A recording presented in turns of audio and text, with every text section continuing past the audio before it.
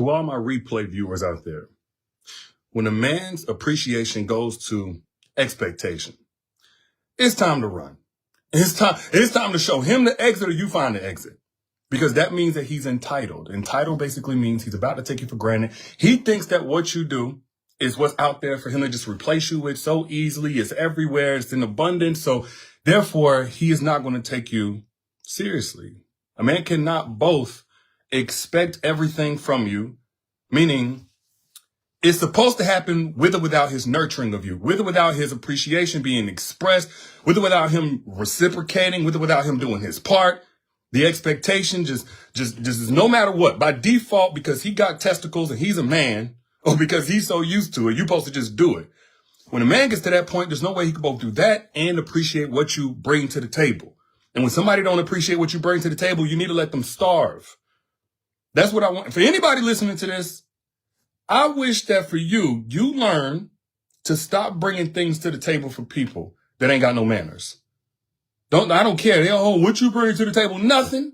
Because I can already tell you think you're entitled, because the first thing they're ready to do from there is to invalidate what it is you bring to the table as if it's everywhere and they can get it anywhere. No, how about this? Before we even get to that part, if that man is showing signs of being entitled, the only thing that you owe to yourself at that point is to remove yourself from that equation before he subtracts from you the best years of your life, trying to change his heart. Because all you want to do is give him yours and have it appreciated. It don't go like that, sis. It don't go like that. What's up to y'all just now coming in? Appreciate you joining me. Juju, I see you. Let me give y'all kind of the backstory on how we even got here. So I did a new masterclass, matter of fact, just a couple of days ago. So more than likely you haven't seen it. How to know God sent him, right? And at the end, I did a Q&A. Actually, I did a Q&A for my mentees, but it was right at the end for my mentees. I did a Q&A. I got a question from a sister asking how to deal with a man who didn't know how to communicate. Now, there are different reasons guys don't know how to communicate. Sometimes it's just a matter of miscommunicating. You know, we are men, women are from Venus, men are from Mars, whatever the thing is. And we sometimes are trying to communicate or relay something and it's just coming across wrong. And then there are some times where we're communicating something, but if you read between the lines, if you see it for what it really is, if you stop listening to what he says and start listening to what he's doing, you'll see that what is being communicated is that he don't appreciate nothing. There ain't no communication of appreciation if the appreciation ain't there. There is no him expressing how much he values you if he doesn't value you. I don't know if that makes sense. So I told you said the masterclass was bomb. I told you I don't miss on the masterclasses. If I deep dive, I deep dive. But we're going to do a little surface level here. We're going to keep it real cute for social media. If a man is entitled, there's nothing you can do to outlove his unappreciation for what you're bringing to the table. It's kind of like an affluent kid. It's kind of like them kids that grow up and they just everything handed to them on a platter. They grow up with a silver spoon and they just think that, oh, parents are supposed to give them $1,000 allowance every week. Parents are supposed to let them sleep in on the weekend, never have to really do any chores because the maid got it done. The mama burning herself out. The mama stretching herself thin, of course. But what happens whenever they get out there in the real world? Culture shock, reality check. And this is why a lot of y'all got dudes who took you for granted and then they want to spin the block. It's because in a relationship, they were entitled. Now, you can enjoy the ego stroke of, well, after the fact, he missed me. But the real issue is, for all of that time, months, years that he spent taking you for granted, and you kept giving him more and more love to waste, the more that he wasted it. That's the part I wouldn't prevent for a lot of y'all, because that keeps you out of position for the man who's going to appreciate you. Like I said it before, I'll say it again. You are somebody's answered prayer. Don't get out here begging nobody for no love. Don't get out here begging no. And sometimes it's not just that you want his love. You want him to see that you love him. And there are different ways a man will convey that he's entitled. Sometimes he'll say it or express it in a way that makes it seem like, you're doing this, but he's hyper-focusing on the bad. For him to even minimize the good that you're doing, to hyper-focus on the bad, lets you know he's entitled. Because if he was to put it in proper perspective, the bad that you do wouldn't be so bad because look at all the good. It outweighs the bad. If there's bad, by the way, a lot of times we do just make up some stuff so that you constantly feel like you have to chase after this dangling carrot and you're not doing enough and you're not trying hard enough and you missed a spot over here. But I just want to give y'all some context. Sometimes it'll convey in him just basically not responding at all. Like he'll just like, oh, okay, you brought him breakfast in bed. You scratched his back whenever he asked for it. You got up at 2 a.m. and did this, that, and the other to make sure he was straight and he could go back to sleep.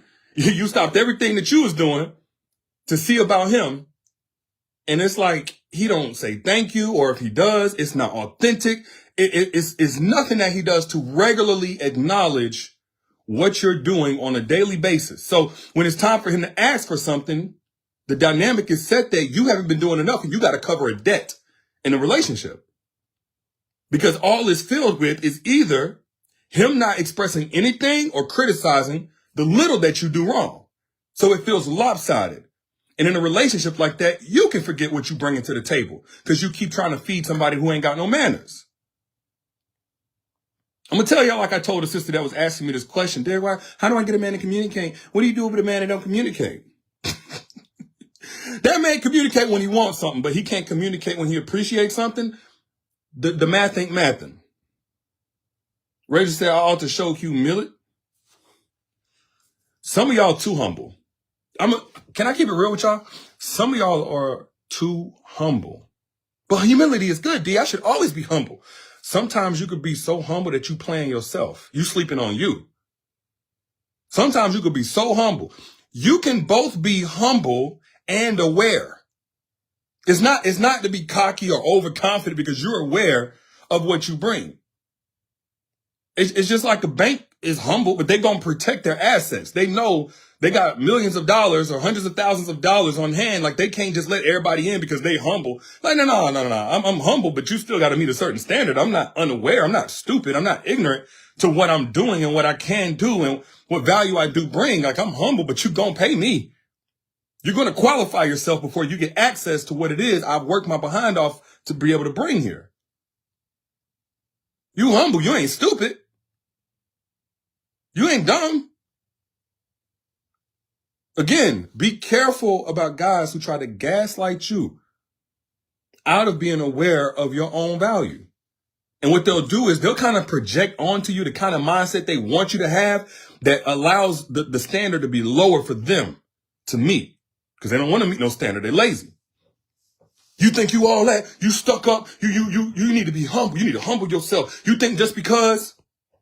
And so what if you do? So long as you're not coming at this guy in any kind of disrespectful way, you're not playing in his face, you're not calling him no names, there should be no problem with you being aware of what you bring. Ain't no such thing as being so humble enough to meet his standard. Like, he ain't got no heaven to put you in. And with that, a lot of times, all they doing is leading you to hell to begin with. Excuse my language. Be humble yourself. Nah, you a little too humble. And he knew that whenever he got with you. You're a little too humble. No, he ain't got to take you on no real date. You humble. That's what that leads to, the whole you need to be humble. Ain't nobody who's looking to bring you higher up in life ever going to tell you to humble yourself, basically lower yourself. Ain't anybody who's looking to actually bring you up. I don't care if it's a friend. I don't care if you're in a relationship. Anybody that's looking to actually add value and increase you is going to tell you to think even more of yourself. They're not threatened by you thinking a lot of yourself. Teresa says, do you do private sessions? Typically for my mentees. And if you want to become a mentee, I offer that at the end of my free masterclasses. And the one I just did has got rave reviews. How to know God sent him. I put that down there in the chat, by the way. I pinned the link. For those of y'all who missed my last masterclass where I deep dove into the signs that God sent a man. But let me tell you, if you see that man is entitled, he just kicking his feet up. He see that you withering away. He act like, you supposed to be a submissive provider. He act like you supposed to pay all of these bills, but then come home and jump into a traditional role. But ain't nothing traditional about the environment that he's created for you. That is an entitled man. When his appreciation goes from appreciation to expectation, that is an entitled man. An entitled man is going to take you for granted. And then when he gets out here in these streets and he realizes you're not so average as he treated you, he going to spin the block and try to leverage your emotions to override your common sense. It's a pattern. It's a toxic pattern. Don't get caught in it. Don't get caught in it. Put I down in the chat if you had a guy that played in your face, acted like you was average, acted like he was doing you a favor whenever y'all was together, but then after the relationship ended and he couldn't replace you, spun the block on you. Put I down in the chat if you've ever done that. If you've ever been in that situation. I don't know if I'm talking to anybody. Says Tania. When you get with a dude, if he's not out the gate knowing he has to earn you every single day and be accountable in the times where he don't, because ain't no man perfect. Ain't no man just getting it right all the time. I ain't getting it right all the time. Ain't nobody getting it right all the time.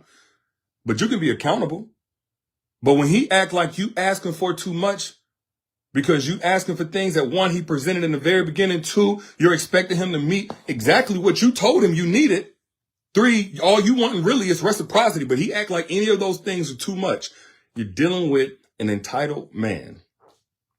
That entitled man will run you into the ground chasing after his approval. He will burn you out, chasing after finally being enough for him. And then you're going to keep doing these things and you're going to provide more, you're going to do more. And all of that energy that you're putting in to this sinkhole, to this quicksand, is going to be taken away from everything you're supposed to be doing in your life, your purpose, your own self-care, your friendships.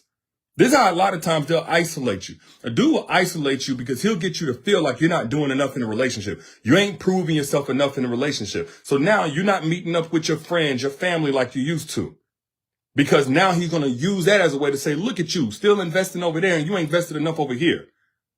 When really you've been doing exactly what you're supposed to be doing and he's the one not doing it.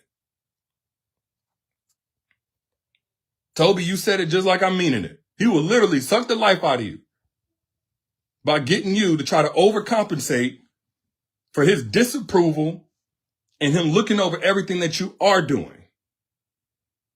Hi, Millie. He'll try to get you to overcompensate for what he's knowingly depriving you of, and in the process get you to forfeit all of the energy investment you're supposed to be having on your life. When the man that God sent for you is going to be adding to what you already got going on in your life. Yes, there are sacrifices. Yes, there's contribution. Yes, there's effort that you put forth in a relationship. But because you're investing, because you're nurturing good seed and good soil, the fruits from that is still going to be net positive. But if you notice month by month by month, your mental health, your energy, your health, your job, your focus on your job or profession or whatever it is that you're focused on in life, your ability to connect with your friends and family, everything is just deteriorating month after month, year after year. That is a direct reflection of how much that man has been appreciating or reciprocating what you've been doing for him. If you've been putting yourself and applying yourself into the relationship. Let me make that very clear. A man that God, so let me just go ahead and say, because I did a deep dive on how to know when God sent a man. Some of y'all, you meet these guys and they got on a mask, they got on a facade. Here, I'll give you a top level overview. If you want to go deep, get the link. I posted a free masterclass link. For about an hour, I went in on this. The man that God sends for you comes to increase you. That's it. We can make that really simple. He comes to increase you. But when you feel like you're running in place, you're on a hamster wheel, you're burning out.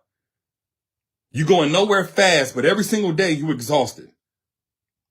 Every single day you can think of a whole laundry list of things that you've done that were deposits into the relationship. But every time you need to withdraw, every time you're looking for that payment, if you will, which ain't tit for tat, it's not conditional, it's simply your cup being refilled. Every time there's a negative bank draft. There's an overdraft already there. You keep depositing, but ain't nothing there for you whenever you need to take something out to make sure you're straight.